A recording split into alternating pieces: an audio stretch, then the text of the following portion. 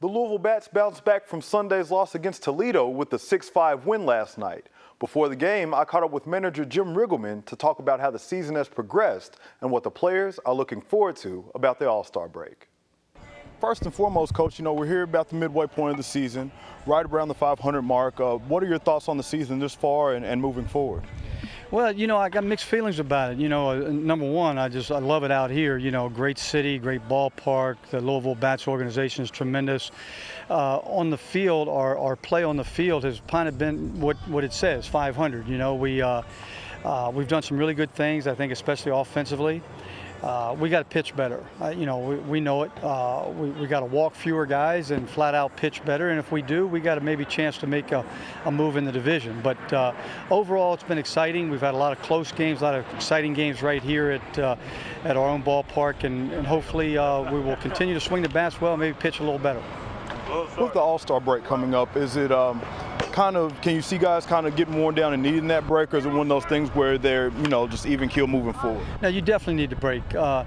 This league, it's pretty unique. AAA baseball, you play 144 games in 152 days. So there's not many off days. I think everybody in the league will be ready for these 3 off days coming up. But, we got to go to work 7 more games before that break comes, and hopefully play good, hard baseball through the week and enjoy the break.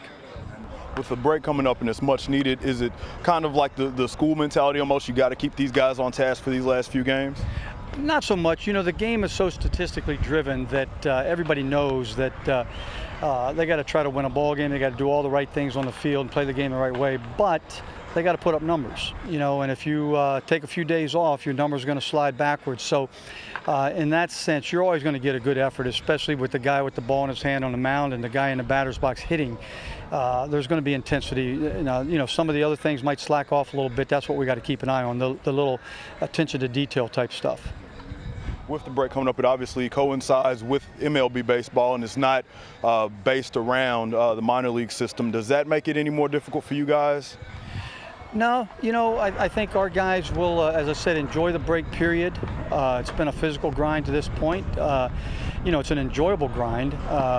But the Major League All-Star game, our players will be watching it with interest. And, at this level, you got a lot of guys who've played with some of those guys. They have friendships and relationships with those guys. So it's an interesting time for our guys to be following Major League Baseball. Just kind of speaking a little bit about, the MLB club and the system as a whole, with guys being called up and sent down back and forth a lot of times at this level, does that make it harder for you to put a lineup together day to day or execute a game plan?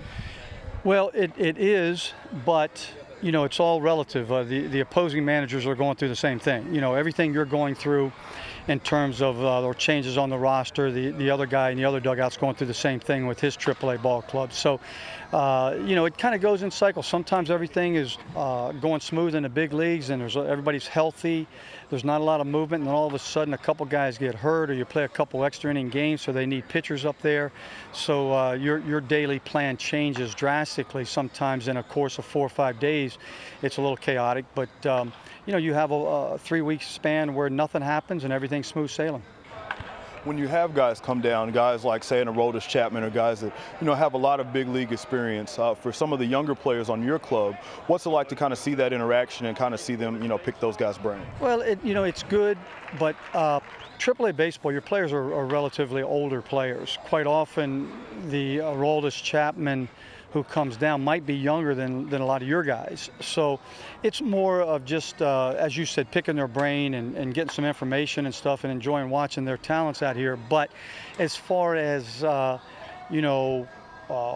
watching how they do things or learning from them, our guys have got more experience than their guys sometimes. They're really big-time players in the big leagues get there quick. So sometimes they're younger than your AAA team.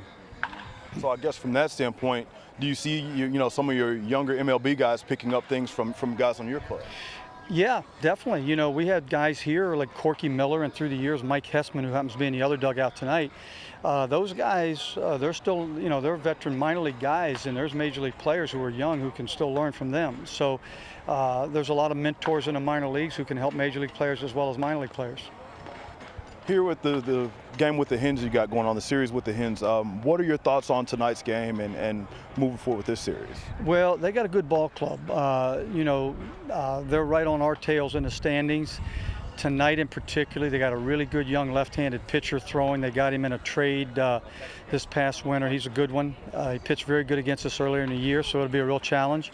We've got our veteran Chin-Ming Wong on the mound, so we're hoping for a good tight ball game, and hopefully we'll come out ahead. But, every night's a challenge. You've got good veteran guys usually. You either got a good veteran guy you're facing or a young stud. Like last year we'd have Singrani out here, and the Pirates had Cole.